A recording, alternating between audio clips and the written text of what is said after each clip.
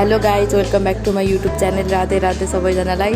आजको भिडियो चाहिँ मेरो भोइस ओभर नै हुन्छ। फर्स्ट त आज पानी पर्छ भनेर मैले एउटा क्लिप बनाएको थिएँ, त्यहीबाट कन्टिन्यू छ मेरो ब्लग। हाम्रो यता चाहिँ पानी पर्न खोजेको 2, 3, 4 दिन भइसक्यो। बादल गरिरहेको हुन्छ तर पानी पर्दैन।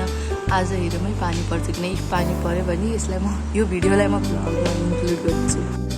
फाइनल्ली आज पानी पर्यो देवदहमा र आज धेरै खुसी होला सबैजना, किनकि यस्तो 1 महिना गर्मीले पाक्दा ढिक्क लागेको बेला आज पानी पर्दाखेरि आज सबलाई मस्त निद्रा आउनेवाला छ। फर्स्ट त मेरो मन त पानी परेको देखेर मयूर जस्तो नाचिरहेको छ। लागिरहेको थियो कि बाहिर गएर नाचौँ, तर के गर्ने, होस्टेलको गेट बन्द भइसकेको थियो। पानी परेपछि प्रकृति पनि यति सुन्दर हुन्छ कि खिलिरहेको हुन्छ। मेरो भिडियोमा पनि क्लिपहरू थोरै लिएको छु रेनफलको। हेरौँ है त, यो चाहिँ मैले आफ्नो रुमको झ्यालबाट लिएको भिडियो हो। अनि यो पानी पर्दा चाहिँ मान्छेको सोल पनि पुरै ह्याप्पी हुन्छ कि। Enjoy the video guys. पानी परेपछि हजुरहरूलाई चाहिँ कस्तो लाग्यो कमेन्ट गर्न नबिर्सिनु होला, आफ्नो एक्सपिरियन्स सेयर गर्नु होला।